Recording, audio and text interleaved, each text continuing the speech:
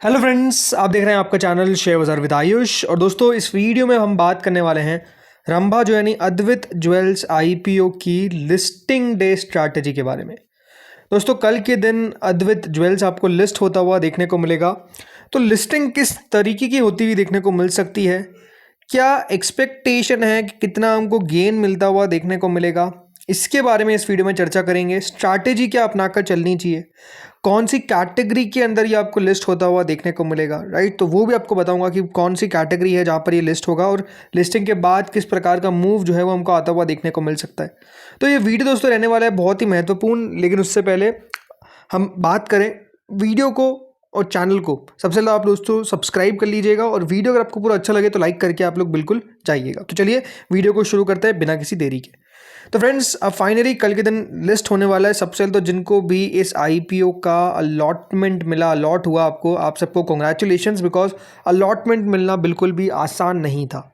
138 का आपको एक शेयर मिला है, टोटल 100 शेयर्स मिले अगर आपने यहाँ पर अपना आईपीओ लगाया था in the retail category. HNI के अंदर ऑब्वियसली बात है आपको ज़्यादा लॉट मिलते हुए नजर आएंगे। देखिए, जब भी हम लिस्टिंग की बात करते हैं तो जो फर्स्ट पैरामीटर हम दोस्तों चेक करते हैं वो क्या होता है, वो होता है सब्सक्रिप्शन किस प्रकार का मिलता हुआ देखने को मिला था उस आईपीओ को। तो दोस्तों नो डाउट यहाँ पर सब्सक्रिप्शन बहुत ही तगड़ा आया था, लगभग 200 गुना से ज़्यादा दोस्तों, सॉरी 174 टाइम्स तक ये सब्सक्राइब हुआ था QIB category, more than 500 times subscribe हुआ था HNI category, more than 90 time subscribe हुआ था रिटेल कैटेगरी, और मोर देन 200 टाइम दोस्तों ये टोटल मिलाकर हमको आईपीओ सब्सक्राइब होता हुआ देखने को मिला था। कंपनी को चाहिए था दोस्तों मात्र 165 करोड़, बट डिमांड देखिए कितनी हमको आती हुई देखने को मिली, लगभग 24,600 करोड़ रुपए जो है वो इस इशू को मिलते हुए देखने को मिल गए। तो रिस्पॉन्स जिस तरीके का है दोस्तों वो ट्रिमेंडस था। आप समझ सकते हैं कि अगर कंपनी को मोर देन 212 टाइम सब्सक्रिप्शन मिलता हुआ देखने को मिल रहा है तो इट्स एक्स्ट्रा ऑर्डिनरी, मतलब वो सुपर्ब सब्सक्रिप्शन में आप कह सकते हैं माना जाता है, राइट। सो अब सबसे पहला जो हमारा पैरामीटर होता है जैसे मैं कहता हूँ सब्सक्रिप्शन का, उसको तो देखिए कंपनी बहुत ही अच्छे तरीके से टिक करती है। रीजन बीइंग, अगर इतना अच्छा दोस्तों सब्सक्रिप्शन आपको आता हुआ देखने को मिला है तो नो डाउट यहाँ पर आप कह सकते हैं कि इससे बेहतर बात, इससे अच्छी बात हो ही क्या सकती है। तो वो तो दोस्तों यहाँ पर हमने पहली बात जो कर ली सब्सक्रिप्शन का पॉइंट। देखिए, दूसरा पॉइंट हमेशा एक बात ध्यान रखिए, लिस्टिंग पर किस तरीके का उसका ग्रे मार्केट चलता हुआ देखने को मिल रहा है, ठीक है। अद्वैत ज्वेल्स का दोस्तों अगर जीएमपी आप देखेंगे तो लगभग अलॉटमेंट के बाद, बहुत इंपॉर्टेंट बात आपको बता रहा हूँ कि देखिए ग्रे मार्केट क्या है, फ्लक्चुएटिंग है। और ग्रे मार्केट हमेशा एक बात ध्यान रखिए, एक अंदाज़ा देता है, ज़रूरी नहीं कि 100% सही हो, 100% कभी भी देखिए कुछ चीज़ होती नहीं है, बट मोटा मोटी जीएमपी के आसपास आपको लिस्टिंग देखने को मिलती है। जीएमपी दोस्तों हमेशा एक बात ध्यान रखिए, अलॉटमेंट के बाद किस तरीके का मूव कर रहा है। अगर आप अलॉटमेंट के बाद देखेंगे तो 50 रुपये था अलॉटमेंट के दिन यानी कल के दिन, और आज अगर आप देखेंगे तो 50 रुपये 50 पैसे है। यानी जीएमपी दोस्तों जो शो कर रहा है वो ये शो कर रहा है कि लगभग 36% के आसपास का लिस्टिंग गेन जो है वो यहाँ पर आपको बनता हुआ देखने को मिल सकता है लिस्टिंग पर। यानी जो एक लॉट पे प्रॉफिट होगा वो दोस्तों लगभग 5,000 रुपये के आसपास आपको देखने को मिल सकता है। जीएमपी अगर आप इसका लगातार दोस्तों देखेंगे तो हुआ क्या था कि जो जीएमपी खुला, राइट, जहां पर जीएमपी ओपन हुआ वो 56 रुपीज़ था, उसके बाद 90 तक गया, 91 तक का हाई लगाया। ये हाई लग गया था दोस्तों 14 को, ठीक है, 14 को हाई लगा। लेकिन उसके बाद से दोस्तों जीएमपी रोज गिरता हुआ देखने को मिला। एंड जीएमपी दोस्तों कह सकते हैं जो अपना लो लगाया, वो लो लगाया था जब ये आईपीओ क्लोज हुआ था, और उस दिन लगा था लो एट 46। तो आपने क्या नोटिस किया कि देखिए 91 तक गया जीएमपी, लो लगाता है 46 का, करेंटली चलता हुआ देखने को मिल रहा है 50 पर। मतलब ये कह सकते हैं कि लो से करीब ही आपको चलता हुआ देखने को मिल रहा है। एट हाइज जो दोस्तों एक्सपेक्टेड प्रॉफिट आप कह सकते हैं यहाँ पर हमको बनता हुआ देखने को मिल रहा था, इट्स अराउंड 60%, मोर देन 60%। लेकिन एक बात आप समझिए कि हमेशा दोस्तों लिस्टिंग भी अगर आपको देखने को मिलेगी, बहुत ही अच्छी अगर लिस्टिंग भी हो गई, तो मार्केट एक चीज़ को हमेशा नोट करता है, वो होता है वैल्यूएशंस। यहाँ पर दोस्तों जो वैल्यूएशंस हमको देखने को मिले, जो अद्वैत ज्वेल्स जिस पी पे आता हुआ देखने को मिला वो लगभग 18 के आसपास थी। और जो बाकी कंपनियां पे ट्रेड करती हुई देखने को मिलती है, जैसे ब्लू स्टोन, तो चलिए नेगेटिव, यहाँ पे आपका ईपीएस है तो पी नेगेटिव ही होगी। आरबीजी अगर आप देखेंगे तो एक कंपनी है जो आपको ट्रेड करती हुई देखने को मिलती है 12 की पी पे। राधिका ज्वेलटेक है 11 की पी पे ट्रेड करती है। तो आप सोचेंगे कि 18 की पी पे फिर नो डाउट बहुत महंगी कंपनी हो गई यहाँ पर अद्वैत ज्वेल्स।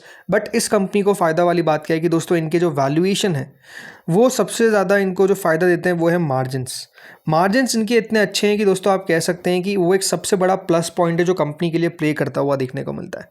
प्लस इनके जो अभी नंबर्स अभी आए हैं वो दोस्तों आते हुए देखने को मिले टिल 31 दिसंबर, मतलब अभी एक क्वार्टर के नंबर्स जो है वो आना बाकी है। और इसीलिए दोस्तों इसकी जो प्राइस टू अर्निंग दिख रही है वो अगर आप देखेंगे तो इट बिलोंग्स टू FY25, मतलब FY25 की वैल्यूएशन के हिसाब से याद रखिएगा, आपको पी दिख रही है। पोस्ट IPO वैल्यूएशन जो है वो आपको और कम होती हुई देखने को मिलेगी। रीज़न सिंपल है, बिकॉज कंपनी के नंबर आपको और आते हुए देखने को मिलेंगे।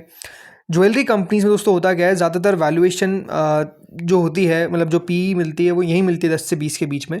बट इस कंपनी की, जैसे मैंने कहा, पॉजिटिव बात किया कि जो पैट मार्जिन है इट इज़ अराउंड 20%। बाकी कंपनीज़ का आपको इतना मार्जिन देखने को नहीं मिलता है। मार्जिन्स हमेशा दोस्तों लोअर होते हैं, बट इनके मार्जिन्स कंसेक्यूटिवली 20% के ऊपर रहते हुए देखने को मिले, जो आई थिंक एक सबसे बड़ा प्लस पॉइंट यहाँ पर आपको प्ले करता हुआ देखने को मिलेगा। तो ये तो दोस्तों हमने बात कर लिया। अब आते हैं कि स्ट्रैटेजी कल के दिन क्या अपनानी है। तो चलिए बात करते हैं what should be the strategy. ठीक है, अब सबसे इंपॉर्टेंट यहाँ पे बात ध्यान रखिएगा कि कल के दिन जब ये आपको लिस्ट होता हुआ देखने को मिलेगा, तो ये लिस्ट होगा दोस्तों टी कैटेगरी के अंदर। टी कैटेगरी का मतलब होता है कि लिस्टिंग के बाद दोस्तों इसमें जो मूव आ सकता है वो 5% का आ सकता है, या तो 5% ऊपर जा सकता है या तो 5% जा सकता है। उससे ज़्यादा यहाँ पर आपको कोई मूव आता हुआ देखने को नहीं मिलेगा, बिकॉज टी कैटेगरी के अंदर कल आपको लिस्ट होता हुआ देखने को मिलेगा।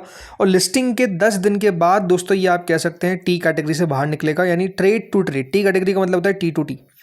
ट्रेड टू ट्रेड में 5% तक का ही सर्किट फिल्टर रहता है, यानी 5% का ही लोअर सर्किट या 5% का अपर सर्किट, उससे ऊपर तो शेयर जा ही नहीं सकता है। लेकिन लिस्टिंग कहाँ पे हो सकती है? देखिए, ये क्योंकि 5% वाली जो कंपनीज होती है ना, उनकी लिस्टिंग अपने आप में देखने वाली बात होती है, बहुत इंटरेस्टिंग होती है।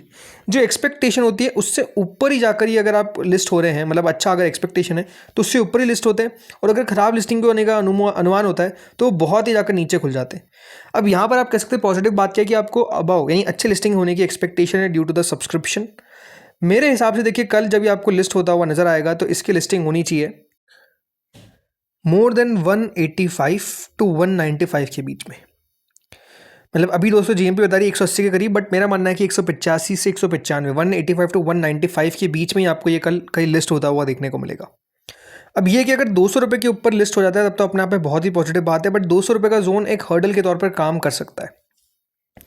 सबसे ज़्यादा ज़रूरी क्या होगा दोस्तों आपके लिए, आफ्टर लिस्टिंग मूव, मान लेते हैं कि 185 पे लिस्ट हो गया, फिर 195 पे लिस्ट हो गया, तो उसके बाद हो सकता है कि दोस्तों आपको थोड़ा सा सेलिंग प्रेशर आता हुआ देखने को मिले फ्रॉम इंस्टीट्यूशंस, क्योंकि FII, DII, majorly insurance companies जिनको अलॉटमेंट मिलता है QIBs के अंदर, ये दोस्तों थोड़ा सा बेचना शुरू करते हैं। स्पेसिफिकली DIIs और ये जो इंश्योरेंस कंपनीज होती है ये बेचना शुरू करते हैं, तो ये हो सकता है कि दोस्तों थोड़ा सा ही आपको शुरुआत में नीचे आता हुआ देखने को मिले।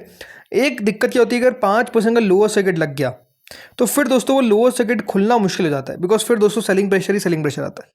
और अगर अपर सर्किट लग गया तो फिर वही लॉक हो जाता है। लेकिन ये ही एक दोस्तों गेम है जिसमें आप फंस मत जाइएगा। मैं आपको ये कहूँगा कि अगर आपका प्योर व्यू था कि मुझे सिर्फ लिस्टिंग गेन लेकर निकलना है, तो फिर आपको सोचना पड़ेगा कि आपको कब बेचना है, क्योंकि अगर ये 5% के वो खेल में लॉक हो गया तो फिर मतलब वही कि 2-4 दिन तो आपके चले जाएंगे, क्योंकि फिर होता क्या है, लोअर सर्किट अगर लगता है एक बार तो लगातार लगता है, और अपर सर्किट भी अगर लगता है तो ये भी हमने देखा कि थोड़ा सा लगातार लगता है। वैसे लोअर सर्किट ज़्यादा अगर आप देखेंगे लगते हुए देखने को मिलते हैं, जैसे कि अपने हाल ही में कंपनी मतलब डीमर्ज हुई थी वेदांता के, राइट। तो वो क्या हो गया, 5% के सर्किट फिल्टर में ऐसा हो रहा था कि जो कंपनी में अपर सर्किट लगा हुआ तो लगते जा रहा है, बट जो कंपनी में लोअर सर्किट लग रहा था वो भी लगते जा रहा था। तो वो एक सबसे बड़ा इशू हो जाता है इन सब कंपनीज़ के अंदर, और फिर कुछ कर नहीं सकते।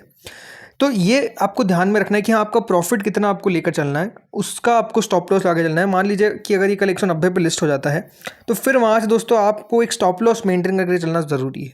अब स्टॉप लॉस जो है अगर आप 5% मेंटेन करेंगे तो फिर यही कह सकता हूँ कि लोअर सर्किट लग जाएगा। तो वही एक सबसे बड़ा इशू है कि यहाँ पर आप 5% का सर्किट फिल्टर पे, मतलब 5% का स्टॉप लॉस भी लेके नहीं चल सकते, तो लेके चलिए 4% का, 3% का, राइट। देन सही रहेगा, ताकि आपका प्रॉफिट एटलीस्ट सेव होगा। ये नहीं कि दोस्तों वो लोअर सर्किट के खेल में आप फंस जाए। अब इंपॉर्टेंट बात क्या है कि जिनको नहीं मिला, जिनको अलॉटमेंट नहीं मिला, बहुत सारे लोग हैं जिनको अलॉटमेंट नहीं मिलता हुआ देखने को मिला है, मैं कहूँगा आपको बेटर टू वेट। कोई भी देखिए यहाँ पर जल्दबाजी करने की ज़रूरत नहीं है। हमेशा कोई भी IPO दोस्तों जब लिस्ट होता है तो एटलीस्ट उसको दीजिए कम से कम 4-5 दिन, यहाँ तो आप 10 दिन भी रुक सकते हैं, ताकि एक एटलीस्ट मूव हमको पता चले। अभी दोस्तों अगर आप नोटिस करेंगे, ऑलरेडी जो ज्वेलरी कंपनीज़ है या फिर जो इस बिज़नेस से रिलेटेड कंपनीज़ हैं, उनमें उतना आपको बड़ा अप मूव देखने को नहीं मिल रहा है। तो प्राइजेस भी अगर आप देखेंगे तो थोड़े से कूल ऑफ होते हुए देखने को मिले। वैसे ये इनके लिए इतना नेगेटिव नहीं होता है प्राइजेस नीचे आना, बट बात क्या है कि थोड़ा सा वेट एंड वॉच करिए, चीज़ों को समझिए, देखिए, क्योंकि मूव अभी जैसे मैंने कहा लिस्टिंग के बाद होता क्या है, थोड़ा सा ज़्यादा आपको आता हुआ देखने को मिलता है। कल आप मान के चलिए या तो अपर सर्किट लगेगा इसमें या तो लोअर सर्किट लगेगा, इन दोनों में से एक चीज़ तो लगेगी ही लगेगी, राइट। तो मूव आएगा ही आएगा, तो इसलिए better to wait and watch, थोड़ा सा पेशेंस रखिए, नंबर आने दीजिए कंपनी के। मान लेते हैं Q4 के नंबर्स अभी कंपनी रिपोर्ट करती है, तो उसको देखते हैं कि किस तरीके के नंबर्स कंपनी रिपोर्ट करती है। वो सारी चीज़ें दोस्तों आने के बाद आप वेट करिए, राइट। तो फ्रेंड्स, इस वीडियो में इतना ही था, यही मेरी स्ट्रैटेजी थी। होपफुली आपको समझ में आया होगा, अच्छा लगा होगा। आप लोगों का क्या मानना है, आपकी लिस्टिंग एस्टिमेट क्या है, ये आप लोग बताइए कॉमेंट सेक्शन में। इस वीडियो में इतना ही था। अगर आपको अच्छा लगा तो लाइक करिएगा, चैनल से पहली बार जुड़े सब्सक्राइब करिएगा। Thank you friends for watching this video.